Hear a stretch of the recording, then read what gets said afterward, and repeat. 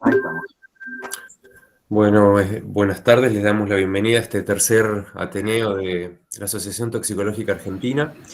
En el día de la fecha, el Ateneo va a estar presentado por el doctor Mariano Díaz, que él es médico pediatra, toxicólogo y paliativista, docente de la Universidad de Buenos Aires, y por la doctora Karina Costa, médica pediatra, toxicóloga, docente de la Universidad de La Matanza, y el título del Ateneo es Intoxicación masiva en un partido bonaerense, desafío de las y los toxicólogos.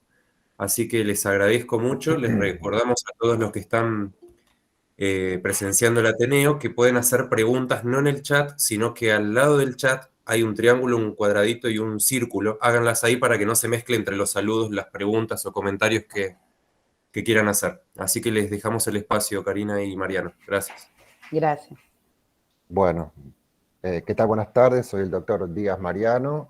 Gracias a todos los miembros de la Asociación Toxicológica Argentina por permitirnos difundir y transmitir en este Ateneo.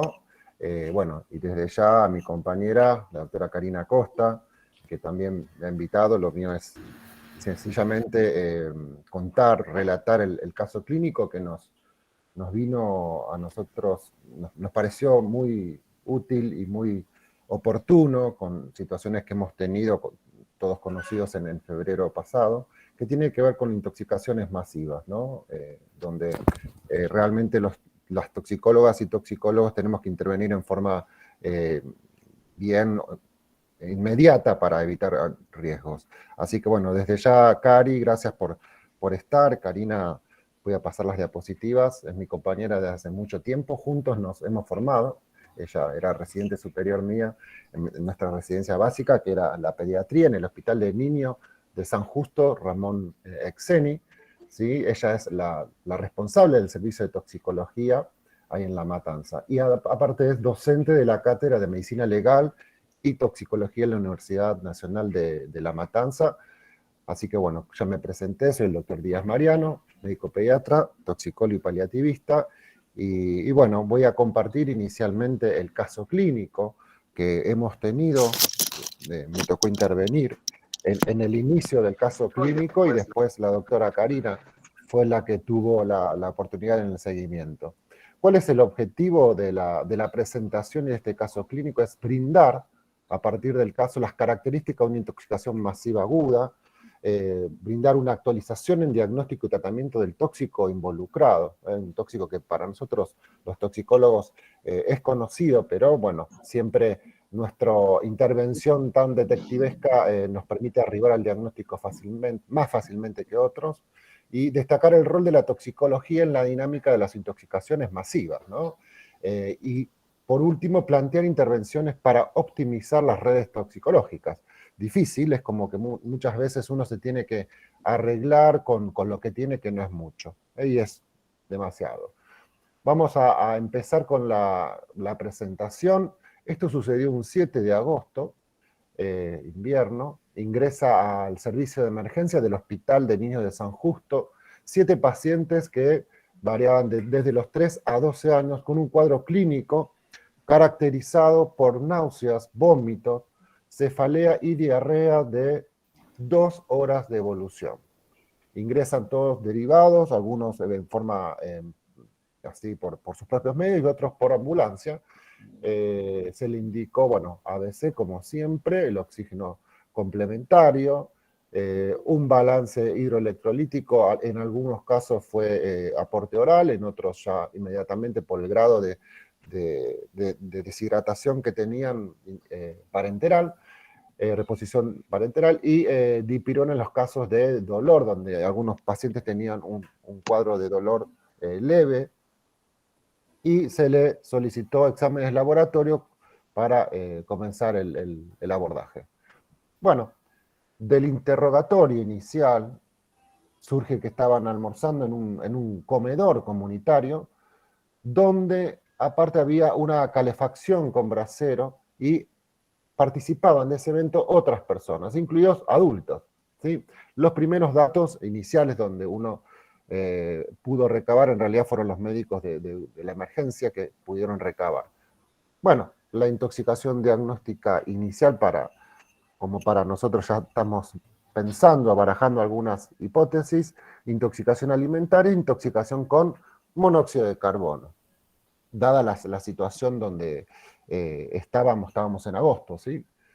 Bien, se le solicita dosaje de carboximohemoglobina, la cual fue normal para todos los pacientes, para los 7.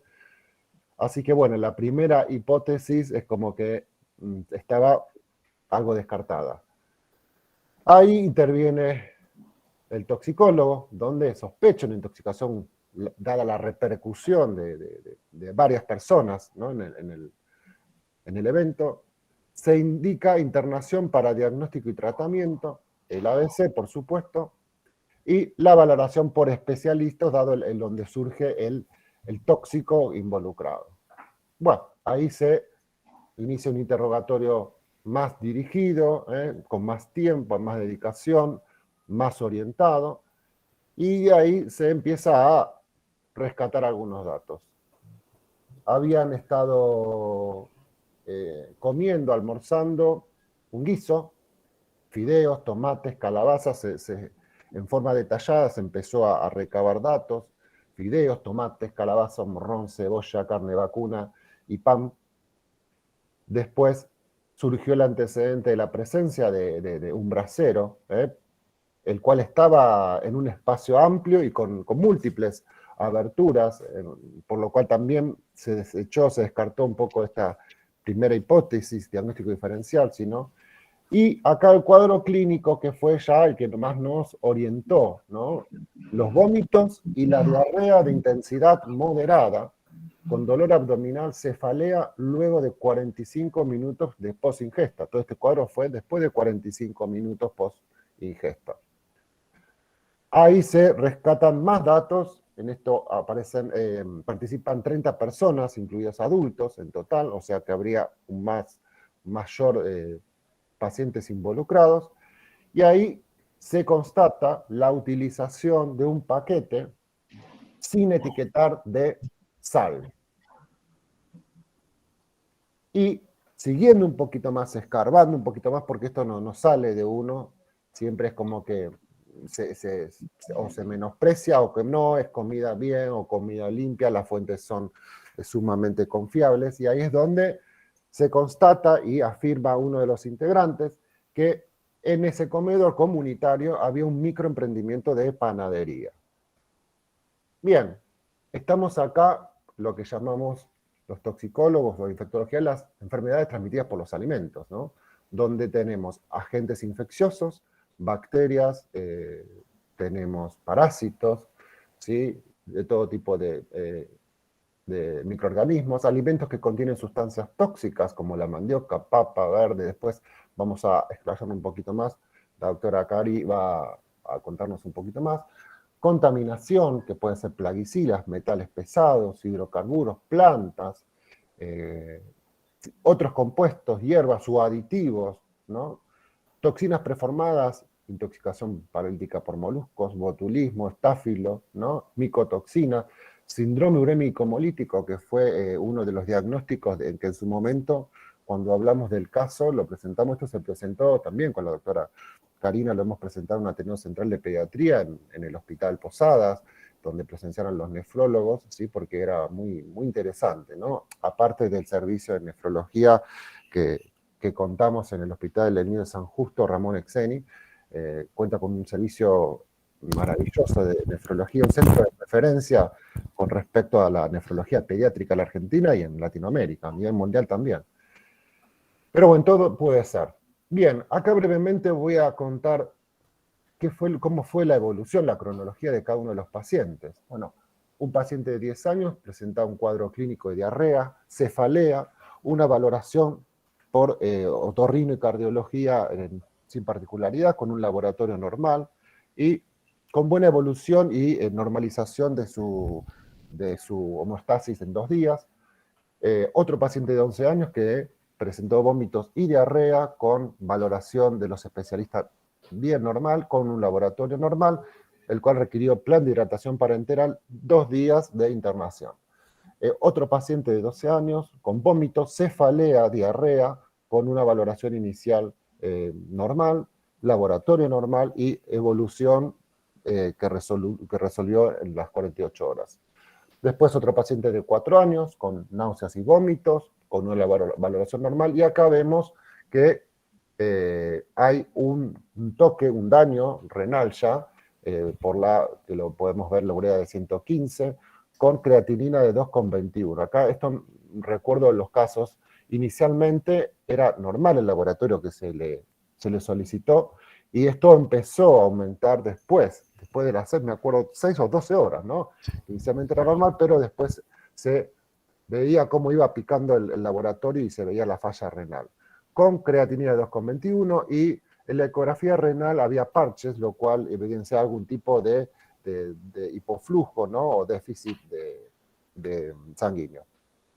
Este paciente de 4 años tuvo una evolución más tórpida con poliuria, ¿sí? El cual duró un poquito más, 9 días. Después otro paciente de 6 años con cefalea, diarrea, con una valoración normal, y urea de 108, creatininas de 3, con una ecografía renal sin particularidad. ¿Sí? Esto fuimos rescatando los valores máximos que han tenido cada uno. Después fueron bajando en la curva, fueron normalizándose. Respondió favorablemente a la furosemida, estuvo con una fase poliúrica y después resolvió a los 11 días. Otro paciente de 3 años con náuseas y vómitos, urea de 122, creatinina de 2,05 y con una ecografía renal con un daño inicial que fue reversible en el riñón derecho. Y con un requerimiento de plan de hidratación de 2 días y 7 días de internación. Y después vamos a mencionar, a llevarnos un poquito más de tiempo con esta paciente, que era una gordita de 6 añitos, ¿sí?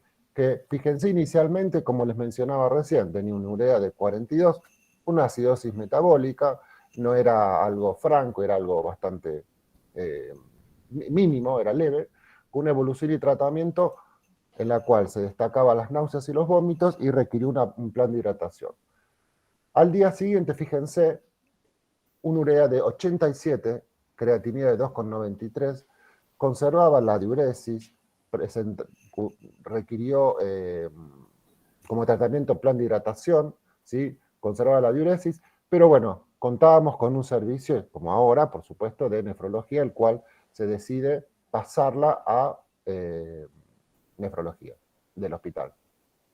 Evoluciona a los 2 días con oligoanuria, 131 de urea, creatinina de 5, un ionograma con hiponatremia.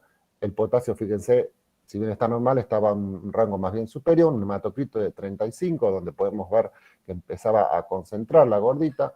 Ya tenemos afectación en parche en la ecografía renal y valoración cardiológica normal.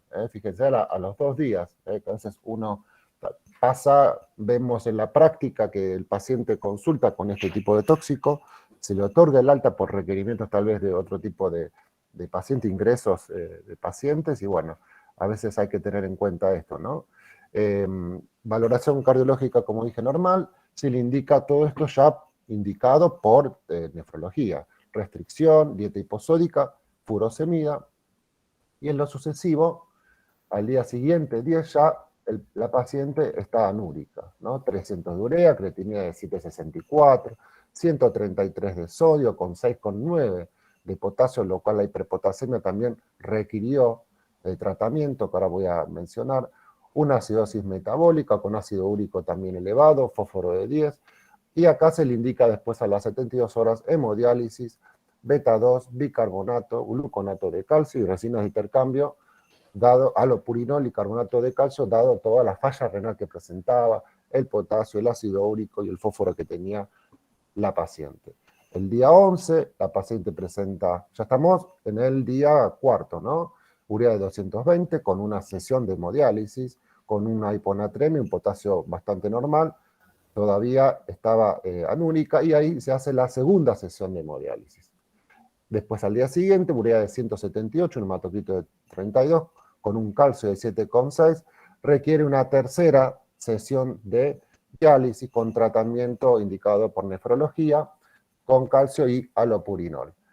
El día 13, afortunadamente, la gordita empezó a tener diuresis espontánea y, bueno, se logró alcanzar 2 mililitros kilo hora, lo cual fue interpretado como una fase de salida de una necrosis tubular aguda, ¿sí?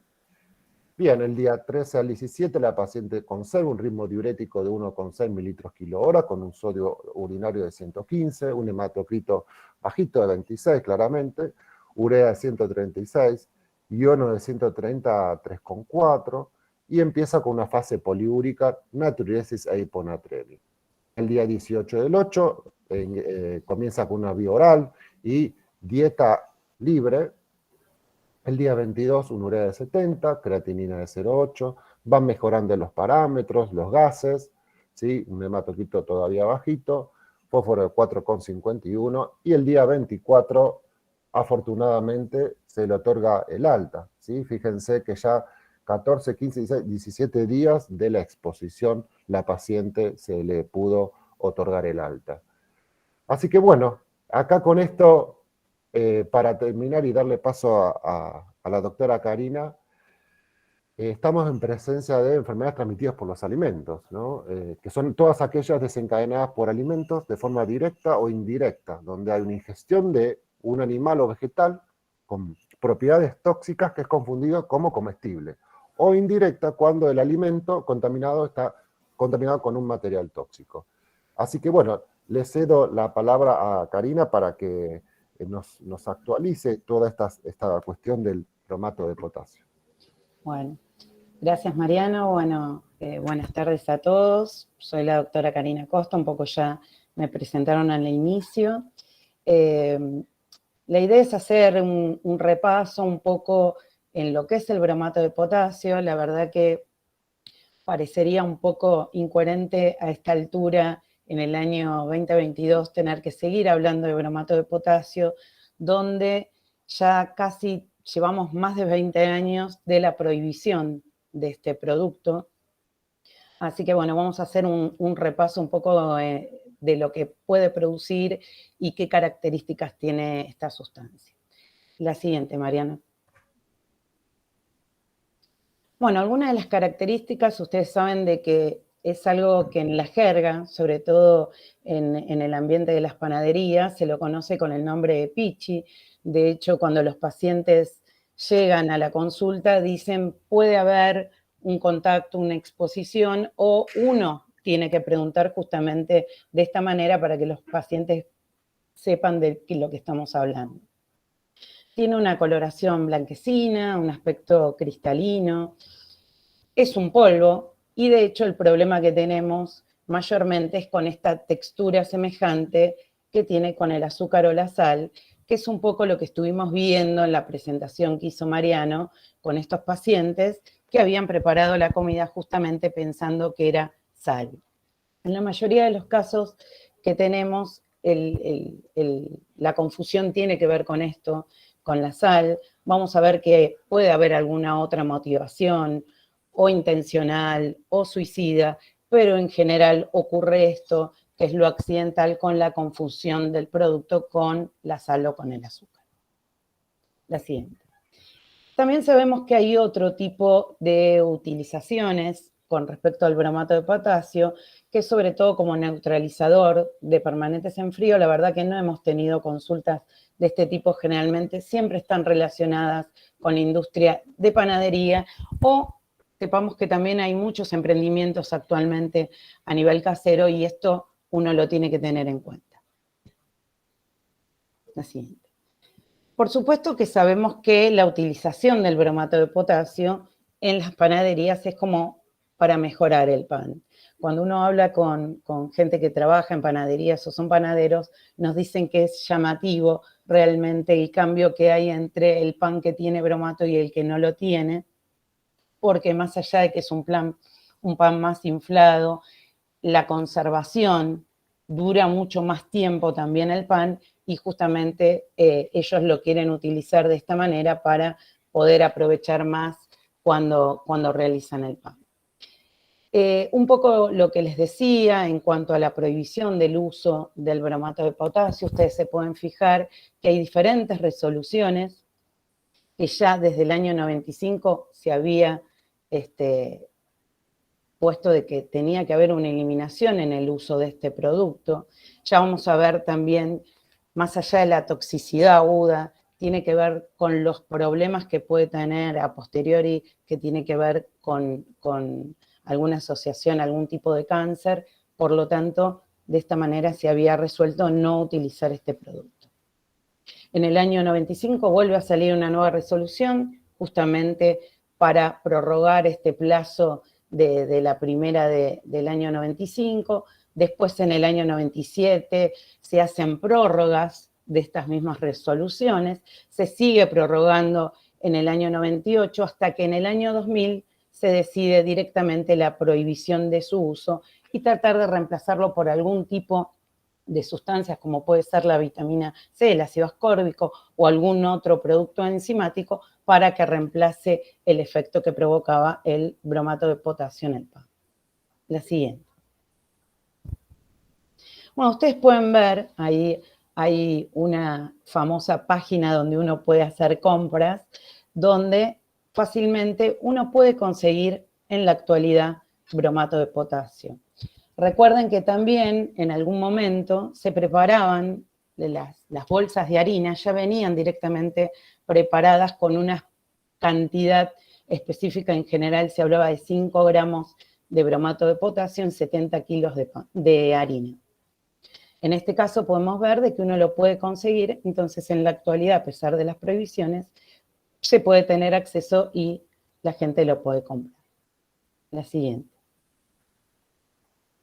Bueno, un poco ya les decía, las circunstancias de la exposición, la no intencional siempre es la alimentaria, que es lo que acabamos de relatar, y en cuanto a lo intencional, tiene que ver un poco con lo malicioso. Más que lo malicioso, uno habla de esto que ocurre en las panaderías cuando llega alguien nuevo y reciben a este nuevo empleado y le quieren hacer algún tipo de broma y utilizan justamente en alguna bebida, generalmente en algún té, en algún mate, colocarle el bromato de potasio para que le genere diarrea o vómitos y no saben realmente las complicaciones que pueden venir a posteriori, como vimos justamente relatado en el caso que presentó Mariano de la insuficiencia renal.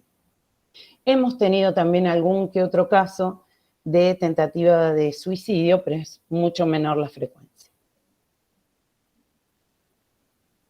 Bueno, un poco si nos referimos a cómo llegamos a obtener el bromato de potasio, desde ya es una síntesis bioquímica que se da a partir de una reacción del bromo en disolución acuosa de hidróxido de potasio y esto va a generar justamente la formación del bromato de potasio. Este puede precipitar en esa disolución más fácilmente que el bromito y siendo más soluble y por lo tanto puede permanecer disuelto. También se puede obtener por otros métodos químicos con dismutación y justamente a través del hipobromito de potasio. Sabemos que es una sustancia muy oxidante, altamente oxidante, y incluso se lo compara con otro producto que es altamente tóxico, que es el permanganato de potasio. Ustedes saben que es un antiséptico que se puede actualmente todavía indicar en algunas patologías dermatológicas y que también tuvo otro uso, sobre todo en formas de comprimidos con fines abortivos y que generaba lesiones muy importantes en las personas que lo utilizaban a nivel genital y también recordar que puede llegar a generar justamente metahemoglobinemia. La siguiente. Bueno, estamos hablando que la vía de ingreso va a ser oral, que es cuando justamente a través de una intoxicación de tipo alimentaria llega al paciente de esta forma. Ya lo mencionamos, que tiene una alta capacidad oxidante, es hidrofílico y tiene bajo peso molecular. Por supuesto que se degrada a nivel estomacal en presencia del ácido clorhídrico y forma el ácido hidrobrómico, que es lo que va a generar los síntomas gastrointestinales tan importantes en el paciente, la irritación gastrointestinal, esa acción cáustica, que por suerte hace que el paciente consulte ante la aparición de los síntomas gastrointestinales y que llegue previamente antes que haya otras complicaciones que vamos a ver ahora en detalle cuando hablemos del cuadro clínico. Por supuesto que lo vamos a encontrar en forma de bromuro en los tejidos, esto tiene menor toxicidad la forma de bromuros, tiene eliminación renal y fíjense que tiene una dosis letal 50, oral en ratas, que es de 400 miligramos por kilo. Ahora vamos a ir en detalle un poco pasando por los distintos aparatos, cuáles son las presentaciones clínicas que nos puede dar el bromato de potasio. Un poco ya lo mencioné, por este efecto del ácido hidrobrómico, el efecto irritante gastrointestinal que provoca náuseas, vómitos y dolor abdominal. Este cuadro es muy intenso, incluso lleva rápidamente a la deshidratación al paciente, sean niños o sean adultos. También podemos ver edema hepático y aumento de transaminasas, por lo tanto también debemos corroborar esto con un hepatograma de control. A nivel genitourinario, fundamentalmente lo que mencionábamos, el daño renal que va a producir el bromato de potasio, con insuficiencia renal que generalmente va a llevar a que el paciente esté oligoanúrico o directamente anúrico, que como vimos en la presentación, llegaron a que los pacientes se hemodializaran. Hematuria, albuminuria, cetonuria son otras de las complicaciones que podemos observar, y por supuesto ya el daño instalado con fibrosis intersticial y atrofia tubular como último paso de la insuficiencia renal, que incluso puede llevar a que los pacientes queden con secuelas permanentes. Bueno, en cuanto a lo cardiovascular, sabemos que debemos corroborar justamente, a pesar de que el paciente pueda tener taquicardia o hipotensión por la misma deshidratación que hablamos relacionado con el cuadro gastrointestinal, también debemos corroborar si no hay signos de miocarditis, que es una de las complicaciones que puede generar el bromato de potasio. Bueno, algo que debemos controlar y controlar precozmente en aquel paciente que se haya expuesto al bromato de potasio es justamente la alteración auditiva, que como ustedes pueden ver, ocurre dentro de las primeras 24 horas, incluso antes, entre las 4 y 16 horas, ya podemos observar que puede haber pérdida de la audición, por suerte sin compromiso vestibular, es una pérdida de audición de tipo neurosensitiva, por supuesto que se producen alteraciones en la endolinfa, perilinfa y justamente en los transportes de iones, y esto puede incluso llevar a que el paciente quede con una sordera permanente. También puede haber alteraciones visuales, por lo tanto, en los días posteriores a haber ocurrido la exposición debemos hacer una valoración por oftalmología. Desde el punto de vista hematológico también dijimos que era un potente oxidante, entonces puede haber hemólisis, puede haber trombocitopenia por toxicidad directa, por esta formación de radicales libres a nivel celular. Anemia, y en algunos trabajos se habla de que puede estar postulado también la aparición de metahemoglobinemia, pero sobre todo a nivel experimental en animales de experimentación. Desde el punto de vista respiratorio, también podemos ver afectación con depresión respiratoria, por supuesto con taquipnea, puede llegar a haber edema pulmonar en los casos más severos, insuficiencia respiratoria, puede haber hiperventilación y puede haber directamente injuria pulmonar. Desde el punto de vista neurológico, por supuesto que esto se va a valorar cuando tenemos al paciente, es un paciente que debe quedar en observación, en internación, observar las distintas alteraciones que puede haber a nivel del sistema nervioso central con pacientes que pueden estar letárgicos, con excitación o incluso, en los casos más severos, presentar coma. Puede haber convulsiones también asociadas a su falla renal por encefalopatía y polineuropatía secundaria sensitivo-motora y mareos. Bueno, un poco les había adelantado que uno de los motivos por lo cual se había decidido sacar la utilización del bromato de potasio, por un lado era en la toxicidad aguda que podía provocar y por el otro lado es su aspecto carcinogenético. Está clasificado a partir de la clasificación 2B, o sea que posiblemente es carcinogenético en humanos. Esto desde ya se ha visto en animales de experimentación que puede asociarse a tumores renales y también se ha visto que puede haber, más allá de los tumores renales, mesoteliomas de peritoneo y cáncer folicular de tiroides, que también podría tener relación con la utilización de bromato de potasio, que ya sabemos que el pan es un alimento muy popular que se come a diario, o sea que sería una intoxicación de tipo crónica con una exposición de tipo crónico. Bueno, un poco acá en la diapositiva uno pone esto que siempre mencionamos en muchas intoxicaciones, este aspecto que nosotros tenemos de indagar y obtener muchos datos en el interrogatorio, incluso cuando otros colegas han hecho el interrogatorio, nos piden a nosotros que tratemos de hacer nuevamente el interrogatorio para ver si obtenemos nuevos datos. El interrogatorio, como siempre nosotros decimos, tiene que ser reiterado, por eso digo de que a veces no solo una vez debe uno preguntar al paciente o a los acompañantes del paciente sobre la exposición, la situación, el evento que ocurrió, ser minucioso y tratar de, según la sospecha clínica que uno tenga, ser dirigido. El cuadro clínico, que en este caso hizo sospechar, por supuesto, también con el diagnóstico diferencial del monóxido de carbono, que fue descartado por la determinación de carboxihemoglobina, y otros estudios complementarios que van a abarcar tanto la parte específica como los laboratorios de rutina que hacemos habitualmente para otras intoxicaciones o para otras patologías. Bueno, dentro de ese laboratorio de rutina o inespecífico que realizamos, vamos a incluir el hemograma. Dijimos que podía haber alteraciones a nivel hematológico.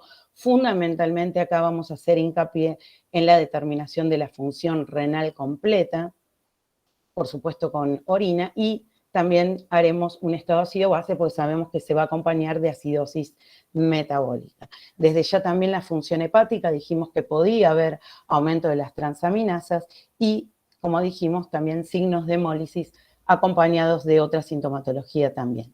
El electrocardiograma, que debe estar dentro de los estudios complementarios que debemos realizar, y otras imágenes dependiendo del cuadro clínico del paciente, como pueden ser radiografía de tórax o tomografía, porque, como les decía, hay que ver la afectación que pueden tener los pacientes. Dijimos que la audiometría debe ser realizada dentro de las primeras 24 horas y debemos hacer un seguimiento de esos pacientes al mes, incluso está relatado que se debe hacer hasta los 6 meses posteriores de la exposición.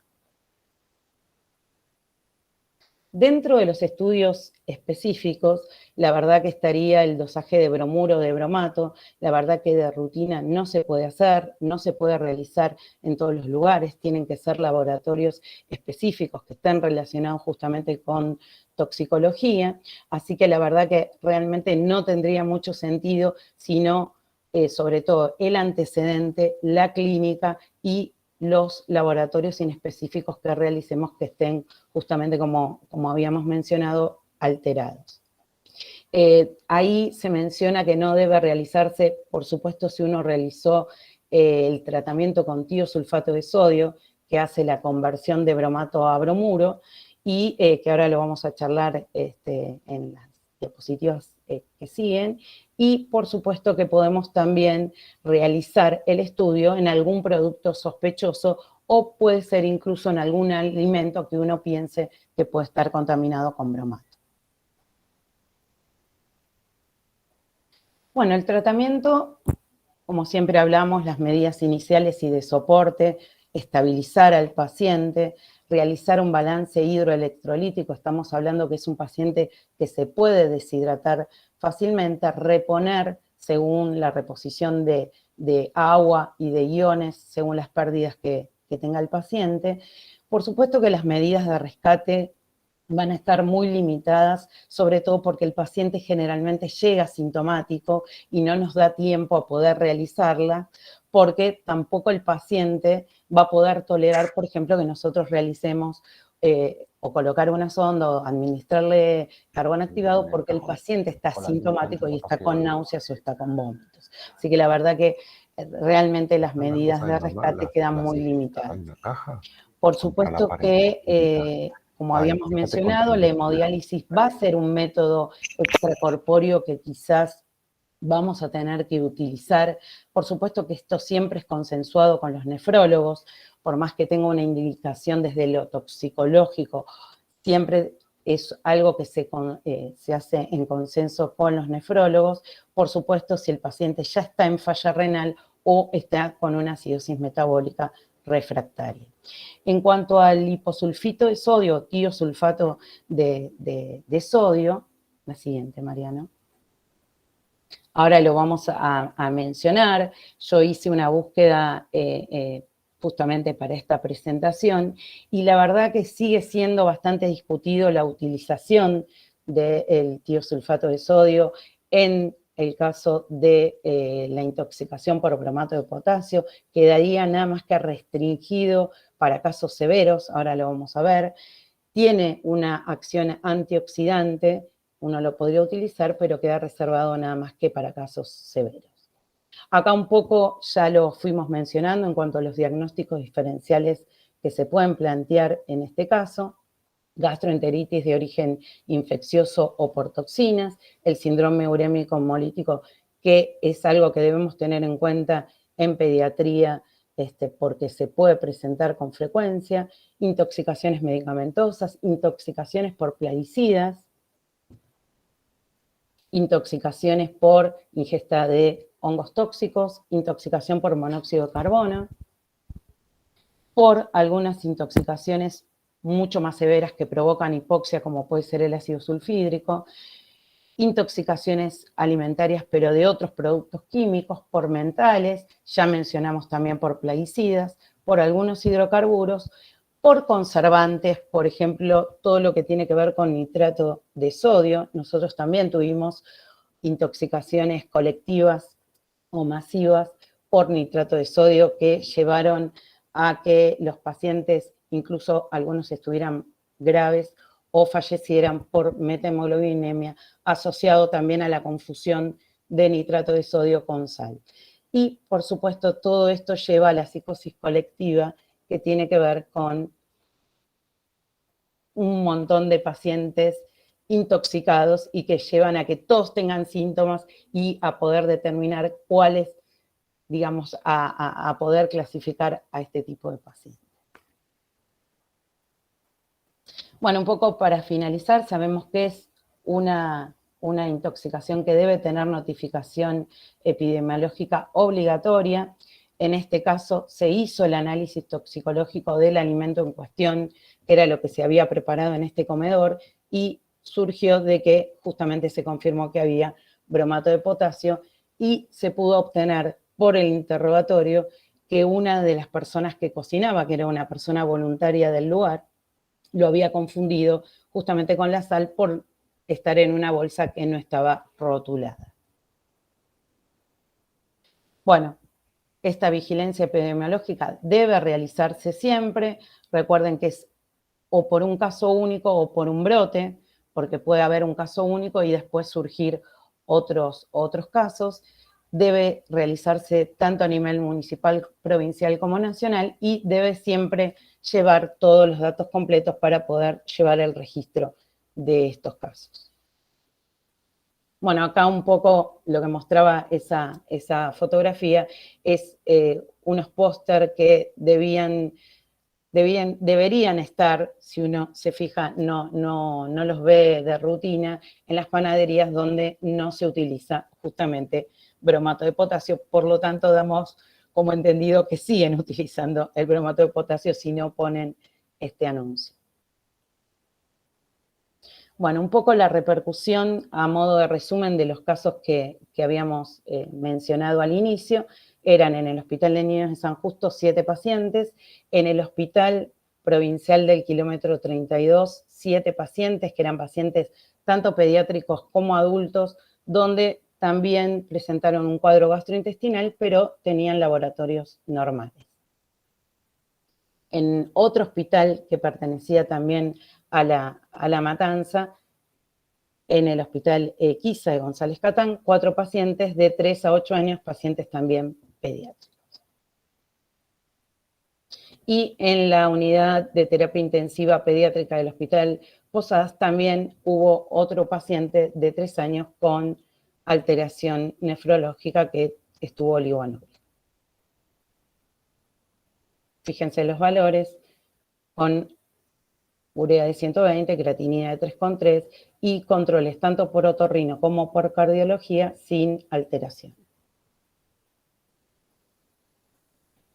Bueno, un poco ya me adelanté en cuanto a las propiedades que tiene el tiosulfato de sodio, que tenía estas propiedades antioxidantes y antiinflamatorias. La verdad que tiene distintas acciones a nivel molecular, a nivel celular, sobre todo incluso a nivel de la respiración celular con las mitocondrias. También se utiliza en otras intoxicaciones, en el cianuro, cuando nosotros no contamos con la hidroxicobalamina, y también en intoxicaciones con nitroprusiato. Desde ya se utiliza en toxicidad por algunas drogas oncológicas como el cisplatino, en algunas para prevenir en la calcifilaxis en la diálisis, y también hay postulado que se puede llegar a utilizar en los trasplantes renales, pero todavía eso continúa en investigación. Bueno, por eso les digo de que su utilización quedaría nada más que restringido a pacientes severos. Bueno, un poco relacionado exclusivamente con el bromato de potasio, acá podemos ver de que hubo también en otros lugares otros episodios de intoxicaciones masivas por bromato de potasio, una en Cuba, donde hubo 724 personas afectadas por un pan contaminado. En Pinamar, en la provincia de Buenos Aires, también una intoxicación masiva, con 90 afectados en un almuerzo en el año 95, y en el año 96 también acá en la provincia de Buenos Aires, otro brote con 110 casos, también confundido con sal de mesa. Bueno, un interrogante que nosotros nos hacemos es si estos casos que presentamos, que ya tienen algunos años, si en la actualidad tendría algún sentido seguir preocupándonos por intoxicaciones por bromato de potasio. La verdad que la respuesta es sí, porque el año pasado, casi un año, en abril del año pasado, en el mismo hospital, en el hospital donde yo hago toxicología, ingresaron 4 niños de 4, 6, 13 y 16 años y 6 adultos que pertenecían al mismo grupo familiar que fueron atendidos en hospitales cercanos, donde uno de los adultos preparó una comida con bromato de potasio que había en la casa porque el abuelo trabajaba en una panadería y lo había traído al domicilio. En este caso fueron pacientes que presentaron cuadros gastrointestinales bastante importantes que requirieron incluso hidratación parenteral. 2 de las niñas presentaron movilización de enzimas hepáticas y alteración de la agudeza auditiva, que fue corroborada tanto al inicio como al mes de haber ocurrido el episodio. Bueno, un poco lo que, para terminar ahora en estos minutos que nos queden de la presentación, a partir de estos casos que tuvimos de bromato de potasio, fue un poco el disparador para también hacer un repaso de otros eventos masivos que tuvimos en Argentina con otro tipo de sustancias, así que ahora se los paso a detallar. Bueno, un poco de historia, nos vamos al año 1981. Algunos recordarán lo que ocurrió con esta famosa empresa que era La Pañalera, donde retiraban los pañales justamente para la limpieza y para la desinfección, y utilizaban un producto que era acetato de fenilmercurio, y esto llevó a que hubiera muchísimos niños con secuelas neurológicas, y por mucho tiempo, de hecho, se prohibió y no se utilizó más este tipo de empresa, digamos, que utilizaba este tipo de productos. Bueno, otros productos adulterados, tuvimos también intoxicaciones masivas en una fiesta donde más de 50 personas prepararon una bebida alcohólica con frutas, el famoso clericó, donde utilizaron en lugar de alcohol etílico, alcohol metílico, pues se los vendieron como si fuera alcohol etílico y hubo una intoxicación muy masiva, digamos, donde tuvimos que recurrir a la etilterapia para poder tratar a estos pacientes y fallecieron 4 adultos y el resto permaneció en internación justamente con el tratamiento específico que fue la etilterapia. Bueno, acá también otro caso muy, muy conocido que fue el propóleo, que se había puesto de moda por sus propiedades en la medicina, digamos, naturista, y se cree que hubo un sabotaje en la preparación del propóleo y se fue contaminado con dietilenglicol y ahí también en el año 92 fallecieron 23 personas a partir de esta intoxicación masiva por el sabotaje del propóleo con glicoles. Bueno, también recordarán en el año 93, también se cree que hubo algún tipo de sabotaje con 2 bodegas que justamente también fue contaminado con metanol y hubo una gran cantidad de pacientes intoxicados por glicoles. Bueno, acá algo también más reciente, se lo conoce como la tragedia de Avellaneda o el desastre de Avellaneda, que fue a partir de la emanación de sustancias que había en la rejilla de un domicilio, y no solo falleció la familia que vivía en ese domicilio, sino los rescatistas, los médicos que fueron a la atención de esos pacientes. Esto fue la siguiente, Mariano. A través de una combinación de un derrame de ácido sulfúrico en las cloacas y al mismo tiempo una empresa liberó sales de cianuro y esto generó que fallecieran los pacientes, como les decía, tanto la familia como los socorristas. Por eso la importancia de la protección del personal de salud cuando va a hacer la atención de pacientes intoxicados. Desde ahí se denominó el 27 de septiembre como el Día de la Conciencia Ambiental. Bueno, acá llegamos un poco más cerca, algo que nos tocó vivir de cerca con el doctor Mariano Díaz, que fue estar de guardia el día de la tragedia de Cromañón, él el 30 de diciembre y yo el día 31 de diciembre, así que recibimos un montón de consultas, no solo telefónicas, sino personales. Ustedes recuerdan que fue un incendio que se produjo en República Cromañón, que era un boliche en la zona del barrio de Once, en la ciudad de Buenos Aires, donde había un recital y bueno, a partir de eso se produjo la muerte de 194 pacientes y más de 1.500 heridos. Bueno, también en el año 2012, la famosa nube tóxica, que al principio no se sabía bien qué era lo que había ocurrido, sobre todo la zona más afectada fue de la ciudad de Buenos Aires, la zona de Retiro, hubo otros barrios de Capital que también fueron afectados, Puerto Madero.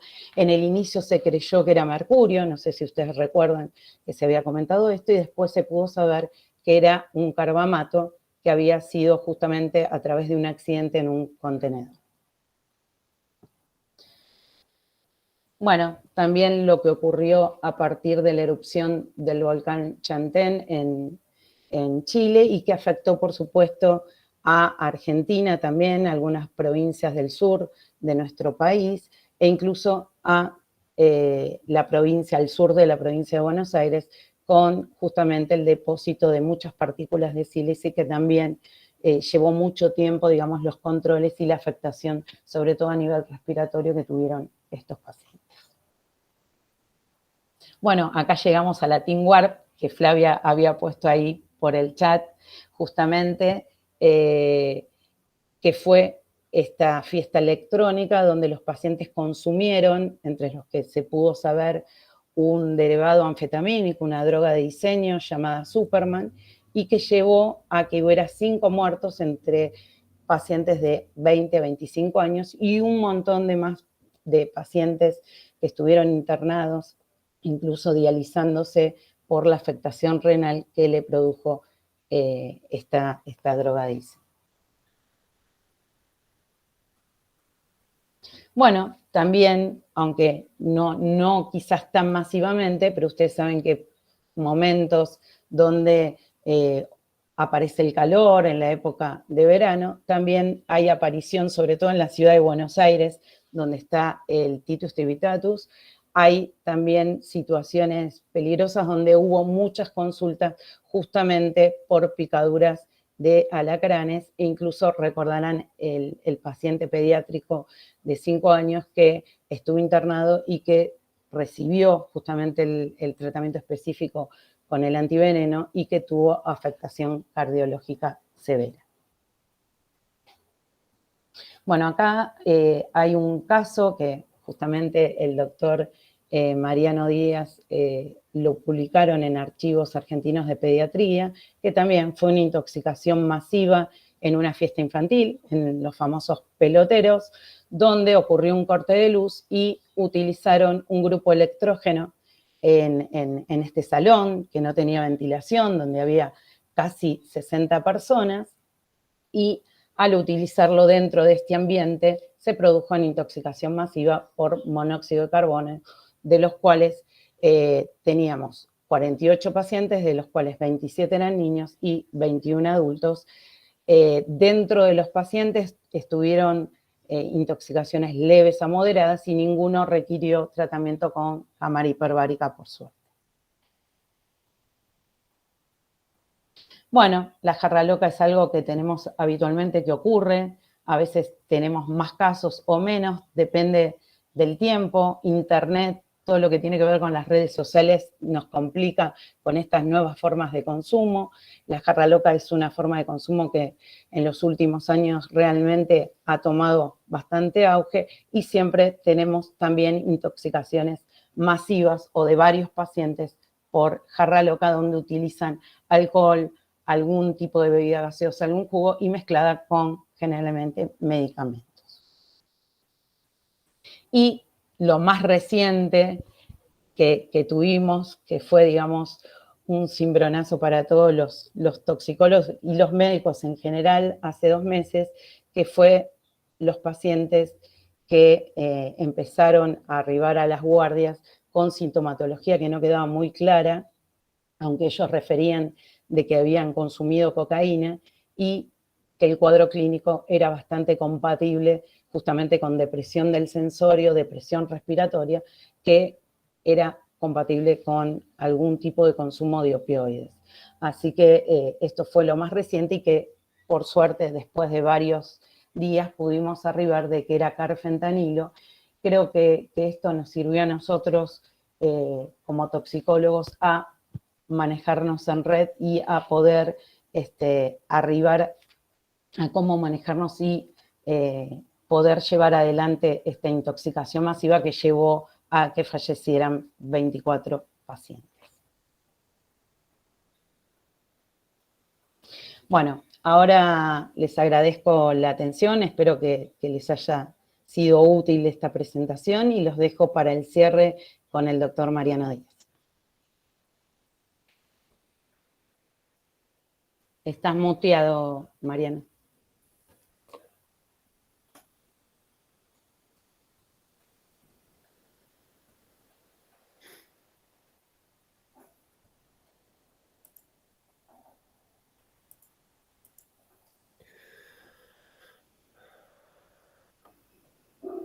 Seguís muteado.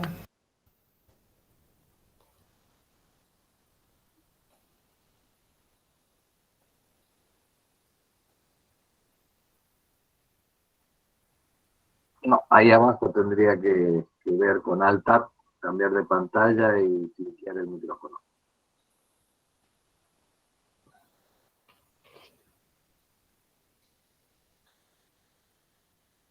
No.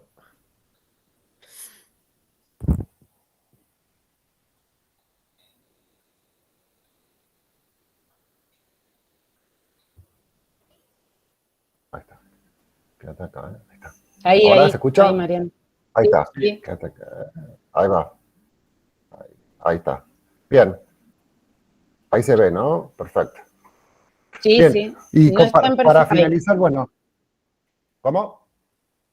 Ahí se ve bien, ahí se ve bien. Perfecto. Ah, perfecto. Bueno, para terminar, gracias por compartir, Cari, la presentación, la invitación, como una reflexión, ¿no? Creo que uno trata de intervenir precozmente, lo más inmediatamente posible. Es difícil, ¿no? Porque las herramientas no son muchas, pero creo que la idea es primero, dentro de todos los centros de toxicología, la idea es el disparo inicial de la alerta toxicológica a fin de difundir y alertar acerca de un evento en forma rápida y efectiva, ¿no? Con una modalidad red, como decimos.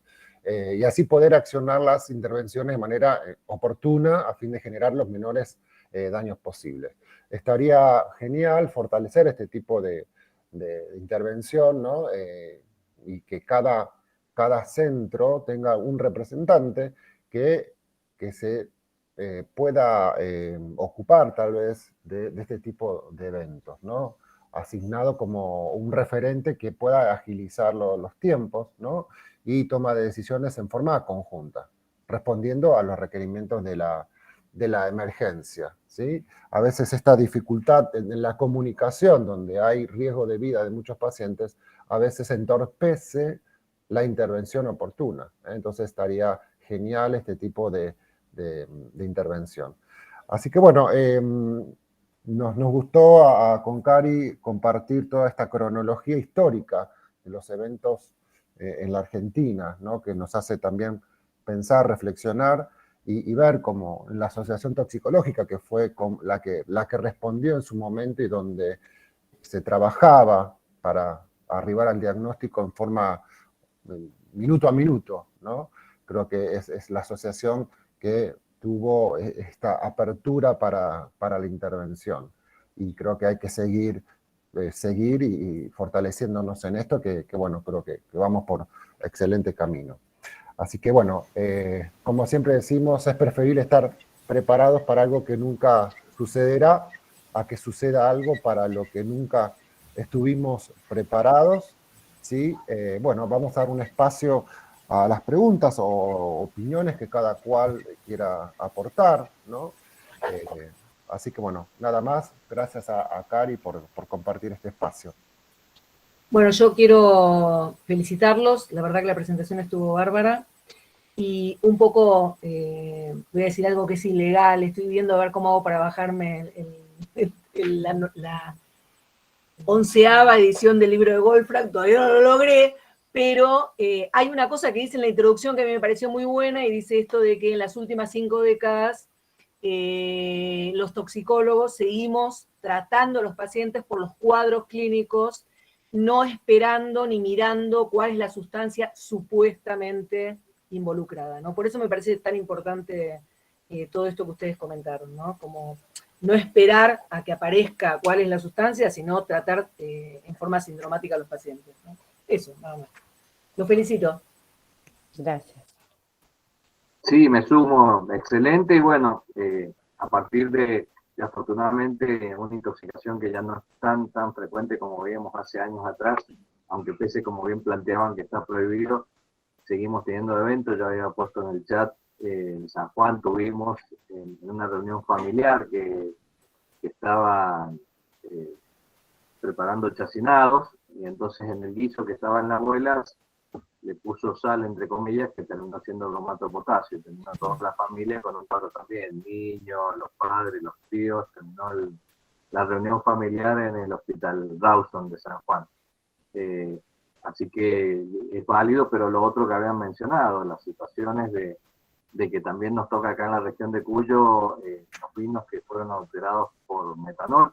Sí. Y hace un par de años atrás, o un poco más, recién terminó el juicio, donde el enólogo quedó con una pena por el tema de mala praxis como profesional, ya que no controló una administrativa por adulterar el vino, que es prohibido, pero lo otro que fue por mala praxis, porque no ni siquiera controló el metanol creyendo que era etílico, porque si hubiera hecho la mínima control para ver de qué graduación era el etílico que iba a poner para saber cuánto lo estiraba, Hubiera sabido que... eso. Entonces tuvo el juicio terminó en una pena de 3 años por mala praxis para el enólogo y también todos los demás. Entonces son eventos que por ahí se dan cada tanto, pero que pueden generar grandes daños, como todos los que fueron mencionados, ¿no? Así que yo creo que es excelente, útil estar atentos como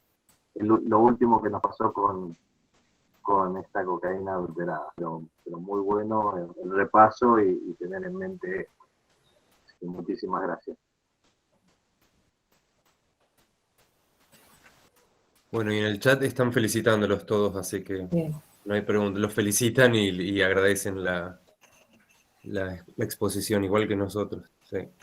Sí, muchísimas gracias. Muchas gracias. Y en las preguntas me estoy fijando, y no, está el comentario de Sergio que acabas de contar de la Bueno, familia. tenerlo siempre presente, pensar en intoxicaciones, un poco, fíjense ustedes, estuvimos acá en prepandemia, en verano del 2020, una familia que llega a un hospital de Maipú con un cuadro de una gastroenterocolitis, le hacen tratamiento sintomático, lo envían a la casa.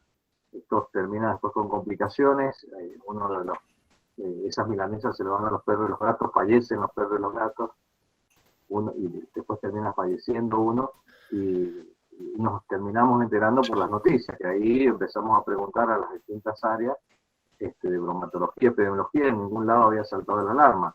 Cuando se empezó a hacer la investigación ya no teníamos muestras de dónde se podía ver, y se trató de informar y nos quedamos con la gran duda de saber qué había causado esta intoxicación.